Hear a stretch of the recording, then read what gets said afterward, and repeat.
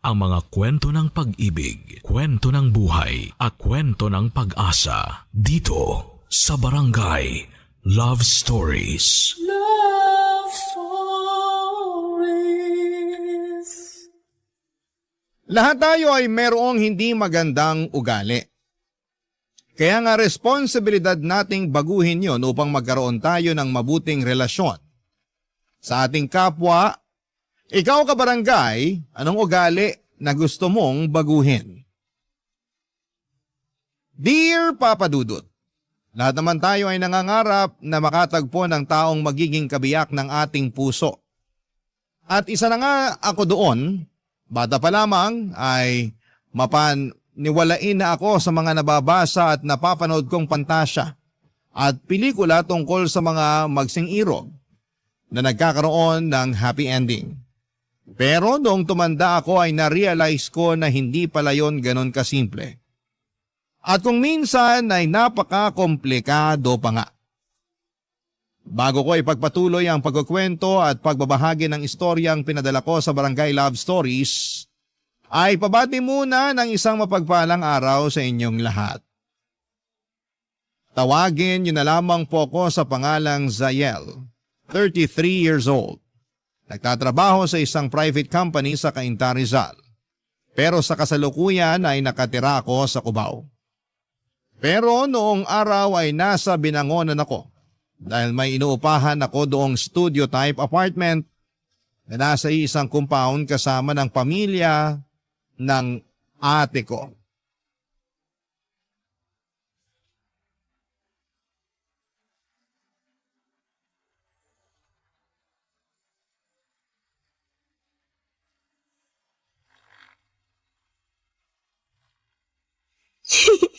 Ayun na nga ate, nagugustuhan ko na siya.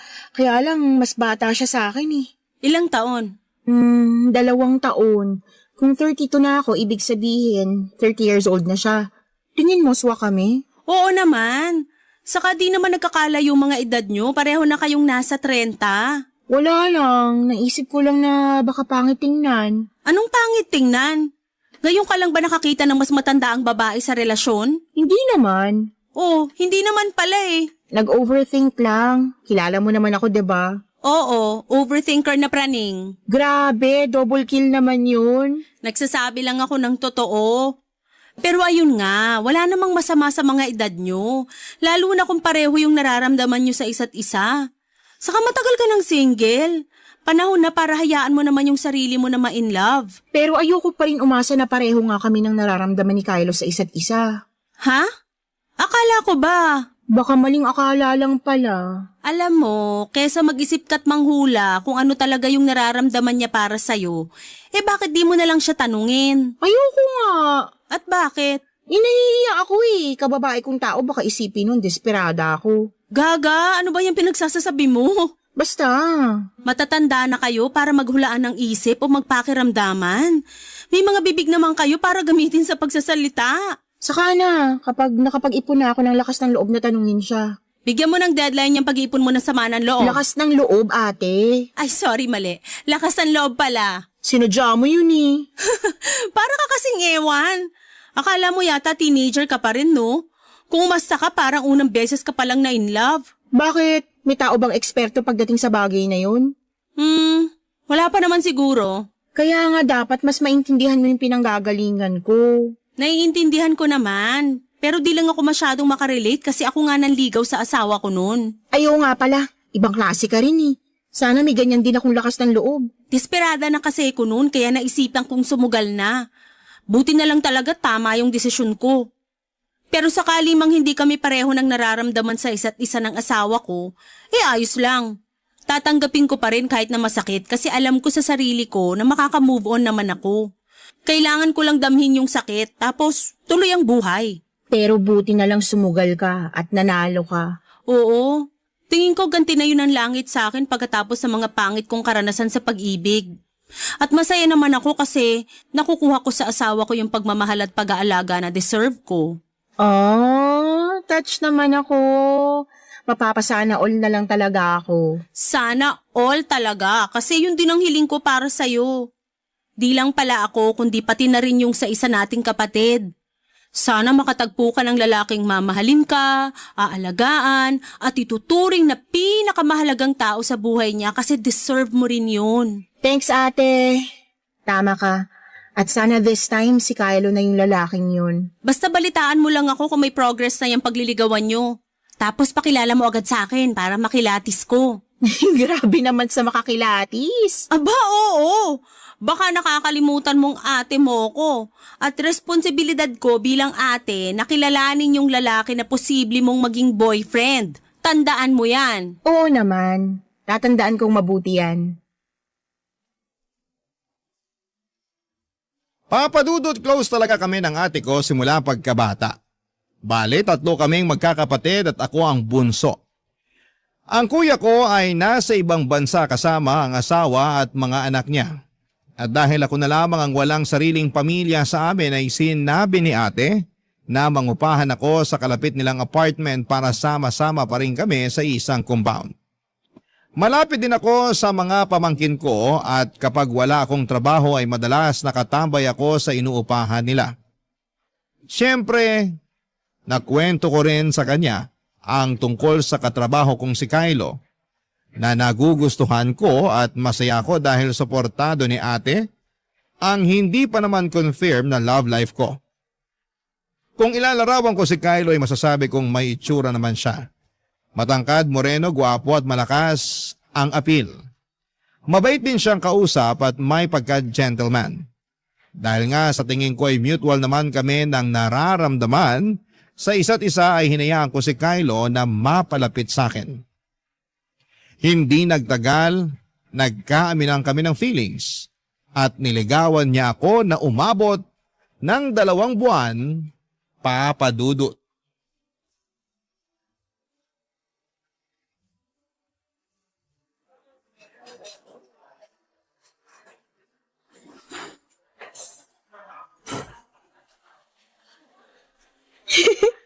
Nasurpresa mo talaga ako sa pa-dinner date mo na to, ha? Mabuti naman kung ganon.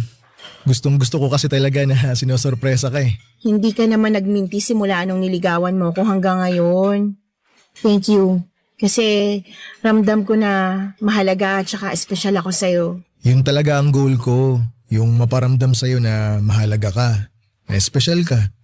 Maraming salamat sa pagbigay mo sa akin ng chance na ligawan ka. 2 months mo na rin ako nililigawan. Curious lang ako. Hindi ka ba nagsasawa o napapagod? Bakit naman ako magsasawa? Basta may kinalaman sa'yo, hindi ako mapapagod. Hindi naman sa nilalahat ko pero karamihan kasi sa mga lalaki nadi-discourage na sa panliligaw kapag inabot na ng 2 buwan tapos tingin nila wala pa rin silang syansa na sasagutin ng nililigawan nila. Siguro hindi lang nila ganun kagusto yung nililigawan nila. Naniniwala kasi ako na kapag gusto talaga ng lalaki yung babae, hindi siya susuko hanggang maging sila. Gets ko naman kung bakit karamihan sa mga lalaki sumusuko sa panliligaw. Siyempre, kung alam mo na wala ka ng chance dun sa babae, unfair naman din sa'yo kung itutuloy mo pa yung panliligaw mo. May punto ka. Ang sakit nun Masakit talaga, pero mas masakit kung patatagalin mo pa. Kaya dapat sinasabi din ng babae kung may chance ba yung lalaki na magustuhan niya para hindi niya na masayang yung oras ng tao. Baka kasi di talaga sila para sa isa't isa at merong ibang babae na nakalaan para dun sa naliligaw sa kanya. Yun bang babae na kayang ibalik yung pagmamahal na binibigay niya? Napaisip tuloy ako kung may pag-asa ba talaga ako sa'yo o wala. Ikaw kasi, pinunto mo pa na 2 buwan na kitang nililigawan pero nandito pa rin tayo sa stage na to. Yun nga yung gusto ko rin sana pag-usapan natin ngayon. Teka, sandali. Bakit bigla ka atang sumeryoso dyan? Kalmahan mo lang. Sa totoo lang, kalmado naman ako kanina eh. Ngayon, pinagpapawisan na tuloy yung kilikili ko sa kaba. Kaya nga kalmahan mo lang kasi mag-uusap lang naman tayo. Kung sasabihin mo na tumigil na ako sa panliligaw sa'yo kasi wala akong pag-asa, problema yan. Bakit naman? Hindi pa kasi ako handa na marinig yan eh. Yun talaga yung dahilan kung bakit ako sobrang kinakabahan. Uy, wag ka namang ganyan. Nabigla ako. Hindi ko lang napaghandaan na dito mauuwi yung date natin ngayon. Sorry, pero I think dapat mo na rin kasing malaman yung feelings ko.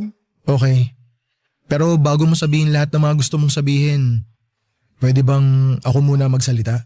Pwede naman. Kung talagang hindi tayo para sa isa't isa, gusto ko lang malaman mo na naging mahalagang parte ka ng buhay ko. At kahit kailan, hindi ko pagsisisihan na niligawan kita. Sinabi ko sa sarili ko na sigurado na ako sa nararamdaman ko para sa'yo eh. Lalo ngayon na hindi na lang kita basta gusto. Sa loob ng 2 buwan, mas lumalim pa to. Pwedeng hindi ka maniwala, pwede ka rin mabigla. Zahel, mahal na kita. Pero huwag ka mag-alala. Kung hanggang dito lang talaga tayo, handa ako na tanggapin yun. Ire-respeto ko yung magiging desisyon mo. Basta masaya na ako na mahal kita. Kahit hindi mo na yung suklian pa. Thank you, Kylo. Oh, umiiyak ka ba? Oo, kasi na-touch ako sa sinabi mo. Huwag ka nang umiyak. Sinusubukan ko pero kilala mo naman ako mababaw ang luha eh. Pigilan mo na yung pag-iyak mo. Sulitin na lang natin tong araw na to. Oo, yan din naman ang gusto ko. Yung masulit natin yung araw na to hindi bilang nililigawan mo at manliligaw ko kasi tayo na. Ha? Hindi ko nasundan yun. Ano ibig mong sabihin? Sabi ko tayo na, sinasagot na kita. Totoo ba yan? Oo, yun talagang gusto kong sabihin sa'yo kanina pa. Pasensya ka na kung akala mo gusto lang kitang patigilin sa panliligaw sa akin ha. Sa totoo lang, oo. Gusto na kitang patigilin kasi sinasagot na kita. Papa Dudut, hindi si Kylo ang first boyfriend ko pero siya na lang ulit siya na lang ulit makalipas ang ilang taon na pagiging single ko. Kaya nga noong binalita ko kay ate na kami na ay sobrang saya niya. Masaya rin ang kuya ko na nasa abroad dahil matagal na rin niya akong hinahanapan ng makakarelasyon. Nirereto pa nga niya ako sa ilan niyang kakilalang afam pero ako lang yung may ayaw. Sa Pinoy pa rin talaga ang puso ko. At sa pagkakataong yon ay nakay Kylo na nga. Walang araw na lumipas na hindi kami naging masaya ni Kylo. At kahit na nga nasa 30s na kami ay pakiramdam namin ay bumalik kami sa aming early 20s. Sabagay wala namang edad kapag na-in-love ka. At hindi naman yon naging issue sa amin ni Kylo. Basta masaya kami ng mga panahong yon sa piling ng isa't isa. At laking pasasalamat ko sa Diyos dahil dininig niya ang panalangin kong matagpuan na ang lalaking magiging kabiyak ng aking puso, Papa Dudut. Barangay Love Stories. Barangay Love Stories. Papa Dudut, 2 na ang nakarelasyon ko noon bago si Kylo at parehong hindi rin naman nagtagal. Yung una ay 6 na buwan lang at yung pangalawa ay 1 taon at kalahati. Kaya nga hindi niyo ako masisisi kung bahagya akong natroma sa pag-ibig. Pero gusto ko pa rin namang makakilala ng lalaking mamahalin ko at kung loloobin ay siya na ring makakasama ko sa panghabang buhay. Kaya nga masaya at nagagalak ang puso ko nang dumating sa piling ko si Kylo. Fast forward, naging masaya ang unang 2 buwan namin bilang magkasintahan. At kahit na hindi pa nga kami nagtatagal ay naisip ko na siya na ang lalaking gusto kong makasama bilang aking asawa at tatay ng mga anak namin. Hindi ko alam, Papa Dudut, pareho pala kami ng iniisip at nakumpirma ko lamang yon noong niyaya ako ni Kylo na makipag-live-in na sa kanya. Pero alanganin pa rin ako dahil hindi ko pa naman nasubukan ang bagay na yon. Buti na lamang to the rescue sa akin si ate para magbigay ng advice.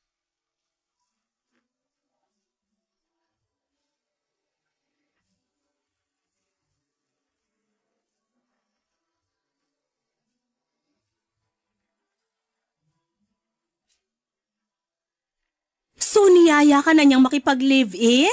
Oo, Anong sagot mo? Pumayag ka ba? hindi pa eh. Ngik, bakit hindi pa? Dapat ba mayag agad ako? Oo, chance mo na yan para makasama siya sa iisang bubong. Okay lang ba yun? Paano okay lang ba yung pinagsasasabi mo dyan? Na tumira sa iisang bubong kahit hindi kasal. Well, hindi siya okay kung masyado kang relihiyoso. Like, sagrado ang tingin mo sa kasal. Pero sa panahon natin ngayon, usong-uso na yung pakikipag-live-in. Kaya tingin ko, wala namang masama dun. Sa kakagandahan niyan, mas makikilala mo ng husto yung ugali ng isang tao nang hindi mo kailangang matali sa kanya kasi kasal na kayo. Sa bagay. Di ba nag-live-in muna kayo ng husband mo ng 1 taon bago kayo nagpakasal? Oo. At dun ko na sigurado na siya na talaga yung lalaki na gusto kong pakasalan at makasama habang buhay. Ah, nakakatuwa naman. Kaya huwag ka matakot na makipag-live-in kay Kylo. May tiwala ka naman sa kanya, di ba? Oo, meron. Tinatrato ka naman niya ng maayos. Tinatanong pa ba yan? Sagutin mo na lang. Siyempre naman. At mahal niyo ang isa't isa, tama? Tama, ate. Saka malaki na kayo, kayang-kaya niyo na yung mga sarili niyo. Kaya ano pang hinihintay niyo? Magsama na kayo. Kaso iniisip ko pa lang yung paglipat ko sa apartment niya sa Cubao, napapagod na ako eh. Tsaka pag nandun na ako, hindi ko na kayo madalas makikita ng mga pamangkin ko. Hay nako, pwede ka naman dumalaw dito o kami yung dadalaw sa'yo dun sa inyo pag may time. Hindi mo kailangang malungkot kasi ganun talaga ang buhay. Yung isa nga nating kapatid kinakaya yung buhay sa abroad na malayo sa atin eh. Okay naman sila ng pamilya niya. Oo, malungkot at nakakapanibago pero parte talaga yan ng pagbuo mo ng sarili mong buhay. Hindi naman porke doon ka natitira sa Cubao hindi na tayo pwedeng magkita uli. Baka nakakalimutan mong ilang split at tumbling ka lang naman sa amin. Salamat, ate. Salamat sa lahat kasi kahit na malaki na tayo, lalo na ako, bunsong-bunso pa rin talaga yung trato mo sa akin. Kayo ni kuya. Tingnan mo nga, niyaya mo pa akong tumira dito sa compound nyo para may kasama pa rin ako kahit na nakabukod na ako. Siyempre, nangako ko kina nanay at tatay na aalagaan ko kayo ng mga kapatid ko, lalo ka na. Kaya kahit na tumanda ka na, tumungtong ka man ng 30 o higit pa, ikaw pa rin yung bunso namin. Salamat ulit. Walang anuman. So ano, nakapag-decide ka na ba na makikipag-live-in ka na kay Kylo? Oo. Gusto ko rin naman subukan. Tsaka para matuto din ako sa buhay na may kinakasama. Okay yan. Basta huwag kang matakot. Kung kailangan mo ng payo, alam mo na kung sino ang taong pwede mong lapitan. Sige ate, salamat sa assurance. Malaking bagay yun sa akin. Alam mo na, medyo naduduwag din talaga tong kapatid mo. Ayos lang yan. Wala namang tao na pinanganak na matapang na agad. Saka normal na maramdaman mo yan kasi hindi ka pamilyar sa pakiramdam. Kumbaga, kaya tayo natatakot at nagdadalawang isip na gawin ang isang bagay kasi hindi pa natin alam. Lahat naman tayo nagsisimula na walang alam hanggang unti-unti na nating matutunan. Iba ka talaga mag-advise on point. Dati ka bang advisor sa past life mo? Hindi. Pero marami na akong karanasan na pwede kong i-share sa'yo kaya nakakapagpayo na ako. Pero syempre, karamihan sa mga karanasang yun, hindi ko natutunan sa madaling paraan. Papadudot malaki ang naitulong na mga payo ni ate upang maging bukas ang isipan ko tungkol sa pakikipag-live-in. Aminado ako na may pagkasinaunang tawa ko pagdating sa bagay na yon pero dahil wala namang masama, ay lumakas ang loob ko na tanggapin ang alok ni Kylo na magsama na kami sa iisang bubong. May punto rin naman ang ate ko na kung gusto kong makilala ng husto ang boyfriend ko, ay tama na manirahan kami ng magkasama. Hindi nagtagal ay umalis ako sa apartment na inuupahan ko para makisama kay Kylo sa nirerentahan niya sa Cubao. At kahit na malayo yon sa pinapasukan naming opisina na nasa Cainta, ay wala namang kaso dahil may motorsiklo naman ang boyfriend ko na ginagamit namin papasok sa trabaho at pauwi na rin. Siguro kung may ikinalungkot lamang ako sa paglipat kong yon sa inuupahan ni Kylo ay walang iba kundi ang napalayo ako kay ate at sa mga pamangkin ko. Pero paminsan-minsan ay bumibisita pa rin ako sa kanila sa Binangonan, Rizal. Mabilis na lumipas ang 2 buwan at sa pagpapatuloy ng pagsasama namin ni Kylo, ay may ilang bagay akong natuklasan sa kanya, Papa Dudut.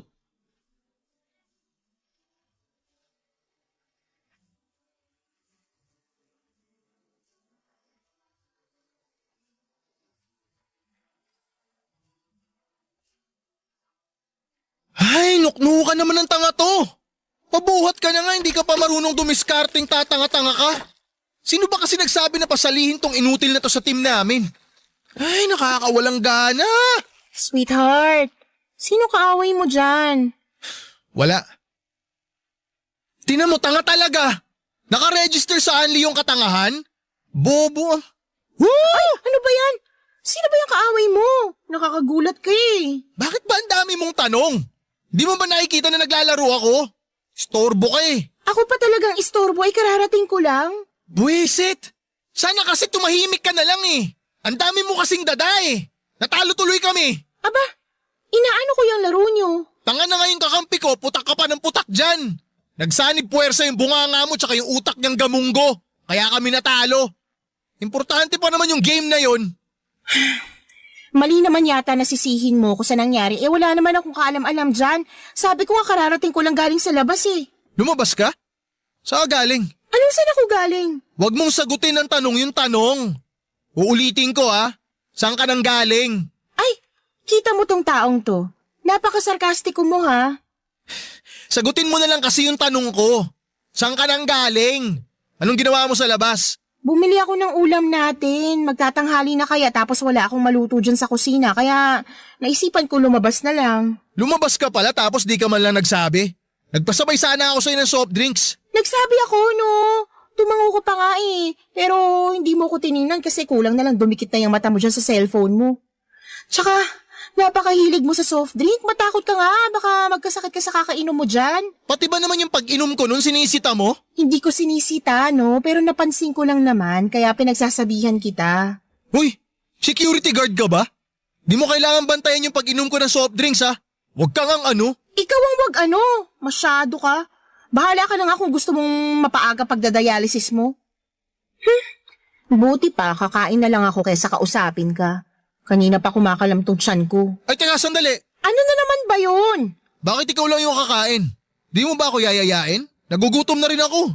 Wow, nagugutom ka rin pala? Akala ko kasi hindi eh. Dahil mas prioridad mo pa yung paglalaro mo. Pangit mo rin kausap eh no? Para kang tanga. Ikaw yung parang tanga dyan. Mapagpatol ka rin at madaldal. Daig mo pa yung mga babae sa dami ng sinasabi mo. Malamang gagamitin ko yung bibig ko para sabihin lahat ng mga pangit na napupuna ko sa'yo. So hindi ka naman perfect. Kaya tigil-tigilan mo yung pagiging intrimitida mo. Ano sinabi mo? Sa labas, mamayang 3:30 may parada ng mga bingi. Pwede kang sumali. Para kang ewan. Ano ba yung binili mong ulam? Aha? Ito ba? Sinigang na baboy. Nananadya ka ba? Alam mo naman di ako kumakain ng baboy, di ba? Hala, sorry. Nakalimutan ko. Anong ulamin ko kung yan lang binili mo? Hindi ko alam. Wala nang kahit na ano dyan sa kusina natin kasi hindi pa tayo nakakapag-grocery. Siguro umorder ka na lang muna ng gusto mong kainin. Ayoko. Nagtitipid nga ako tapos pa-orderin mo ako. Kita mong mahal ng mga pagkain online. Madalas talaga may pagkasintu-sintu ka eh, no? Kasalanan mo to. Paano naging kasalanan ko? Kasalanan mo kasi makakalimutin ka. Tsaka bakit parang wala kang gagawin para ayusin yung problema? Bumili ka ng ulam ko. Ano? Panonoorin lang kitang kumain? Lumabas ka na ron. Bilisan mo.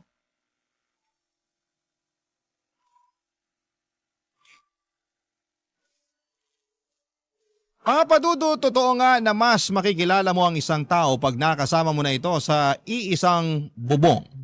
At yun ang eksaktong nangyari matapos ang halos 2 buwan naming pagli-live-in ni Kylo. Ang totoo ay napansin ko ang mga bagay na yon sa kanya noong unang buwan pa lamang pero hindi ko itinuring na malaking issue. Pero na-realize ko na napakasumpungin niya at daig pa ang babae sa dami ng mga sinasabi. Bukod doon ay napakakalat pa niya sa bahay. Akala ko ay normal lang sa isang lalaki na walang masyadong alam sa mga gawaing bahay pero napansin kong sumusobra na si Kylo at mas umiiral sa kanya ang katamaran.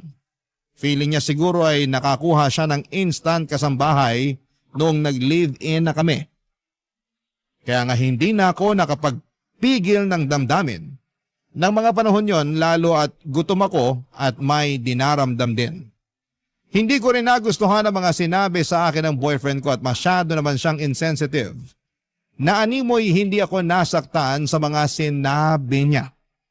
Hindi naman sa pagiging balat sibuyas, Papa Dudut, pero naggalit talaga ako sa kanya at nagtampo ng husto. At hindi ko siya inimik buong maghapon hanggang kinabukasan. Barangay Love Stories. Barangay Love Stories. Papa Dudut, nagkabati rin naman po kami ni Kylo at walang nagsorry sa amin. Basta na lamang kaming nag-uusap at kinalimutan na lamang namin ang pinag-awayan naming dalawa. Narealize ko rin naman na ayoko nang palakihin ang issue pero aminado akong may tampo pa rin sa kinakasama ko. Kasi mukhang wala siyang pakialam sa feelings ko. Bukod kasi sa mga bagay na napansin ko sa kanya sa 2 buwan naming pagsasama, ay marami pa akong nadiskubre sa ugali niya. Pero ang malaking issue talaga doon ay ang pagiging sumpungin ni Kylo, Papa Dudut. Kahalintulad yon ng mga babae kapag tinotoyo o tinotopak, mas malala lang pala kapag sa mga kalalakihan nangyayari dahil sobra sila kung magtampo. Kapag nag-aaway kami ni Kylo ay ako ang pirming sumusuyo sa kanya. Bagay na kinapaguran ko ng gawin habang tumatagal. Pero dahil desidido ako, Papa Dudut, na maging okay kami ay ginawa ko ang lahat ng pag-a-adjust na pwede kong gawin sa aming relasyon. At pilit kong ibinalik ang tamis ng aming pag-ibig. Isa na nga doon ay noong niyaya ko siyang mag-dinner date katulad noong mga panahong nililigawan pa lamang niya ako. Nagpunta kami sa isang kabubukas pa lamang na food park na pareho naming nakita online at pinapangarap na puntahan.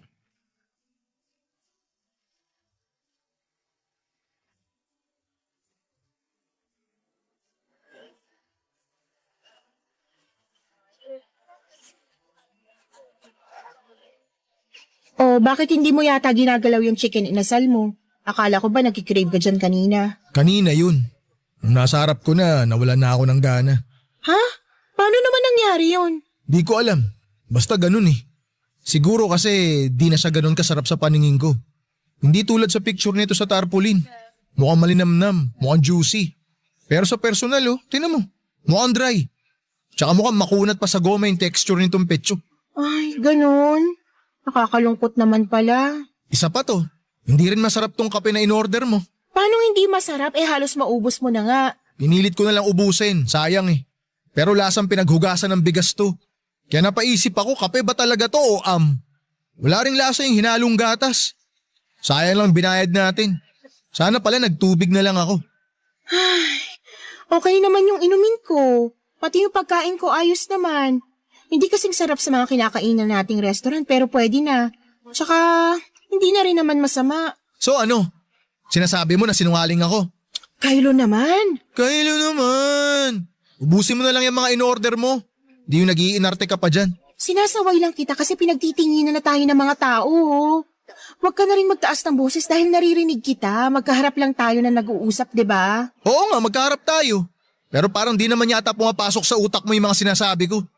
Hirap kasi sa'yo, napaka-cheap ng taste mo sa pagkain eh. Kaya pasok na sa panlasa mo yung mga in-order mo. Pinagsasabi mong cheap. Totoo naman eh. Alam mo, pumunta tayo rito hindi para mag-away. Hoy, ano bang ginagawa natin dito? Para mag-date, kumain, tsaka mag-bonding. Tsaka 'di ba, pareho naman nating ginusto na pumunta rito. Bakit ka nagkakaganyan? Kasi mali na naisip pa natin na pumunta dito. Sana pala natulog na lang ako sa bahay. O kaya naglaro ng mobile games. Diyan ka magaling. Puro ka tulog, puro ka mobile games. Libangan ko yung paglalaro. Tsaka matutulog ako kasi gusto ko magpahinga. Pagod ako sa trabaho eh. Natural lang naman na magpahinga, di ba? Computer nga pinagpapahinga eh. Sana yun na lang paglalaro mo at pagtulong mong ginawa mo kasi mukhang mas mahalaga pa sa'yo yung mga yun kaysa sa akin eh. Wow! Umabot ka na sa katsipan na yan? Pinagseselosan mo yung pagmo-mobile games at pagtulog ko? Ang wild nun ah. Ewan ko sa'yo. Di nga. Nagtatampo ka na niyan? He, He? wag mo nga akong gayahin. Huwag mo nga akong gayahin. Kylo naman. Kylo naman. Ganyan pala gusto mo Sige, mag-asaran tayong ungas ka. Ba't mo ako tinawag na ungas? Bakit mo ko tinawag na ungas? Isa, Zayel. Isa, Zael. Akala mo siguro na ikipagbiroan pa ako sa'yo, ha? Akala mo siguro nakikipagbiroan pa ako sa'yo Buraot ka? Ayaw mo talagang tumigil? Di ba iwan ka dito mag-isa? Saan ka pupunta? Uuwi na. Nakakabanas kang kasama eh. Baka mamaya ano pang magawa ko dahil sa pagkairita ko sa'yo. Ikaw kaya yung nauna. Wala kang pake. Uuwi na ako. Huwag mo akong susundan ha. Enjoyin mo yung mga kinakain mo dyan. Magpakasaya ka sa cheap na food park na to. Pwe! Kylo, sandali! Kylo! Huwag mo naman ako iwan dito. Please lang Kylo! Papadudot ni sa hinagap ay hindi ko naisip na magagawa akong iwanan ni Kylo sa food park kung saan kami nagde-date ng gabing yon. Akala ko pa nga ay babalikan niya ako pero hindi na talaga. Umuwi ako mag-isa sa inuupahan namin at nadatnang ko siyang humihilik habang tulog na tulog sa aming kama. Naiyak na lamang ako kasi hinayaan niya ako na umuwi ng mag-isa nang dahil lamang sa pagtatalo naming yon. Hindi ko siya tinabihan sa higaan, sa halip ay sa sofa ako natulog. At kinabukasan ay hindi kami nagpansin ng dalawa. Buti na lamang at Sabado yon, wala kaming pasok sa opisina at dahil mukhang walang balak na naman na mag-sorry sa akin si Kylo o makipag-usap man lang, ay nasakal na ako sa kanyang presensya. Doon ako nag-decide na umalis sa inuupahan namin para pumunta kina ate sa Binangonan, Rizal.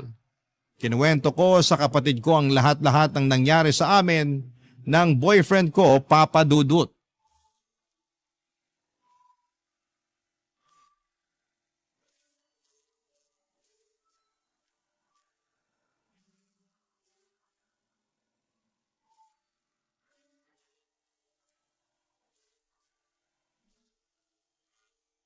Talaga? Iniwan ka niya at hindi binalikan?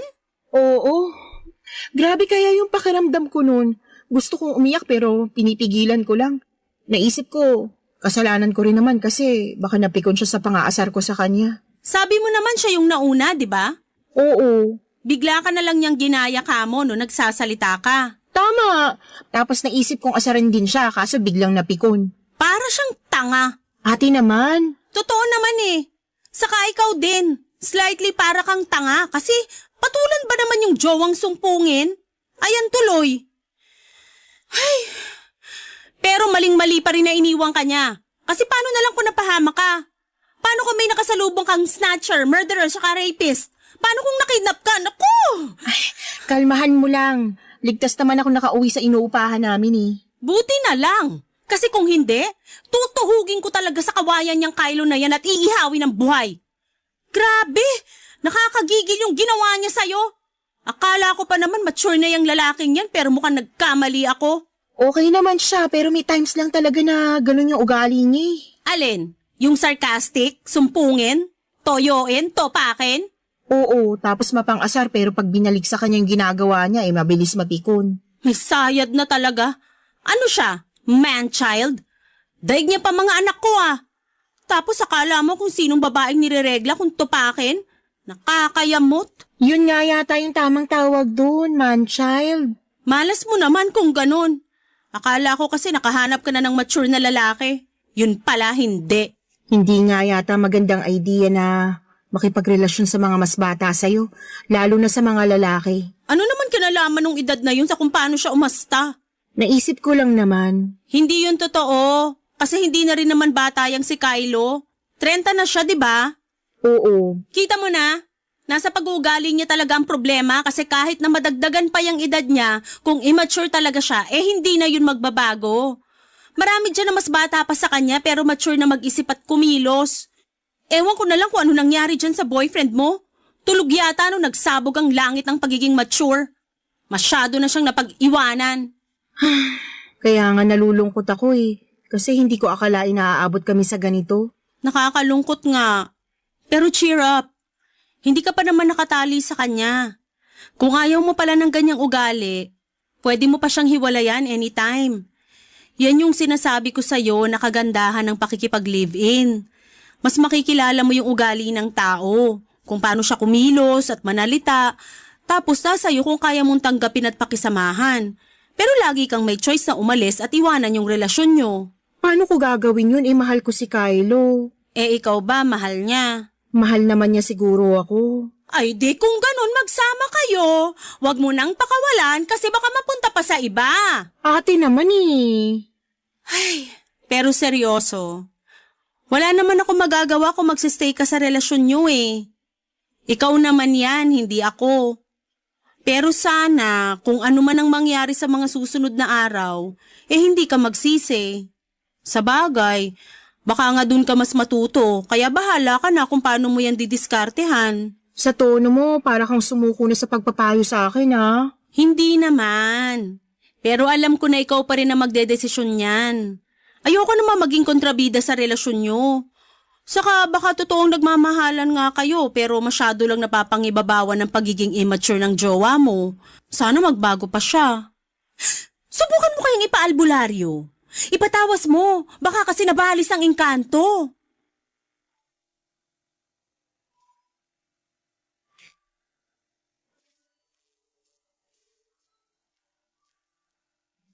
Papadudot na pailing na lamang ako sa suggestion ni ate kahit na alam kong nagbibiro lamang siya at nang aasar.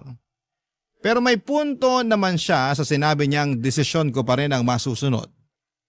Totoo rin naman na mahal ko pa rin si Kylo at ayoko na yun lang ang maging rason kung bakit ko siya hihiwalayan. Kaya lang ay nasa isip ko pa rin yung pang-iiwan niya sa akin noon. At yung takot ng ate ko na posible akong napahamak. Buti na lang at ligtas pa rin akong nakauwi sa inuupahan namin. Marami po akong what if sa relasyon namin ni Kylo.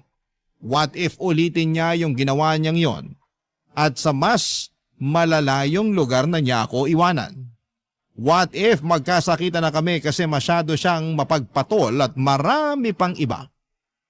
Nagwo-worry ako para sa kaligtasan ko sa aming relasyon at sa kinabukasan namin bilang magkasintahan. Napapaisip ako kung magbabago pa ba si Kylo o ako na lang talaga ang mag-a-adjust sa amin. Sana po ay matulungan ako ng mga kabarangay kung ano ang dapat kong gawin. Hanggang dito na lamang po ang sulat ko, Papa Dudut. Maraming salamat sakaling mapili po ninyong i-ere sa Barangay Love Stories. Sana po ay mapayuhan ako ng mga kabarangay natin. Malaking bagay kasi yon para sa tulad kong nalilito ang puso. God bless and more power sa inyong istasyon. Ang inyong forever kapuso at kabarangay, Zayel. Nalilito pa rin sa live ang ating kabarangay. Ano kaya ang maipapayo mo sa kanya? Ibahagi mo yan sa ating comment section para mabasa rin niya. Barangay LS 97.1.